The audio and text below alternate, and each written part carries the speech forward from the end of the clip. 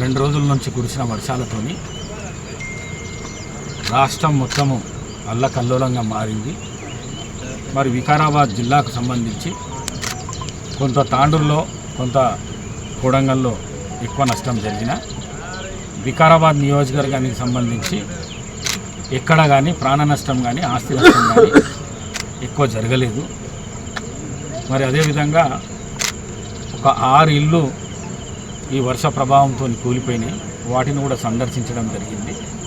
ప్రభుత్వ పరంగా కూలిపోయిన ఇళ్లకు 3,200 ప్రకటించడం జరిగింది. చెక్కులు కూడా రాసి రేపటి నుంచి డిస్ట్రిబ్యూషన్ కూడా ఇచ్చే కార్యక్రమం చేస్తున్నారు.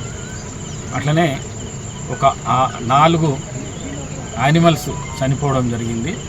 ఒకటి తాండూరు, ఒకటి ధారూరు, ఒకటి నవాపేటు, మరి అదేవిధంగా దౌలతాబాద్లో ఒకటి.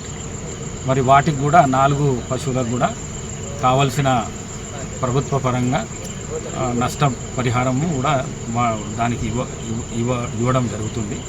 మరి అదేవిధంగా ఈ ఊర్లోకి వచ్చినప్పుడు కొంత ఈ వాటర్ ఏదైతే రెయిన్ వాటర్ పోకుండా ఉండే బ్రిడ్జిలు, రైల్వే బ్రిడ్జ్ కానీ, ఇంకోటి ఈ పొలాలకు పోయే రోడ్లు కానీ ప్రతి 3 విలేజ్లలో ఉన్నది. రామ్నాథ్ గుడిపల్లి, మరి అదేవిధంగా మల్రెడ్డిగూడెము, మరి గోవిందాపురంలో కూడా 3 విలేజ్లు ఉన్నాయి. ఆ 3 తప్పకుండా రైతులకు ఎక్కడ కూడా నష్టం జరగకుండా ఈ 3 కత్వలు పూర్తి చేసే ప్రయత్నం 2-3 నెలల్లో పూర్తి చేసే ప్రయత్నం చేస్తాం. తప్పకుండా ప్రభుత్వము అన్ని విధాల, రాష్ట్ర ముఖ్యమంత్రి మీ అందరికీ తెలుసు, ఖమ్మం లోపల ఎక్కువ నష్టం జరిగిందని 2 రోజుల నుంచి ఖమ్మంలోనే అక్కడ తిష్ట వేసి, మరి అదేవిధంగా సీతక్క మంగాబాద్ లోపల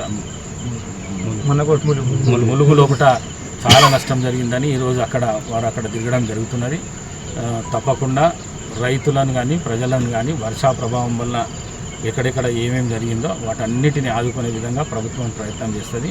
వికారాబాద్కు సంబంధించి, వికారాబాద్ జిల్లాకు సంబంధించి ఏది జరిగినా కూడా ప్రభుత్వ పరంగా మేము అన్ని విధాలు ఆదుకుంటామని చెప్పేసి మరి ఈ కార్యక్రమానికి కలెక్టర్ గారు, గౌరవ కలెక్టర్ వికారాబాద్ గారు, మరి అదేవిధంగా ఆర్డీఓ గారు, మరి ఈ ప్రాంతానికి సంబంధించిన శంకర్ గారు, మరి సుభాష్ గారు, అదేవిధంగా సురేందర్, మహేందర్, చాలామంది నాయకులందరూ వచ్చిండ్రు. తప్పకుండా అన్ని విధాల ప్రజలను, ఈ తుఫాన్ ప్రభావం వల్ల నష్టపోయిన ప్రజలను అందరినీ ఆదుకుంటామని చెప్పేసి తెలియజేస్తూ సెలవు తీసుకుంటాను. Thank you.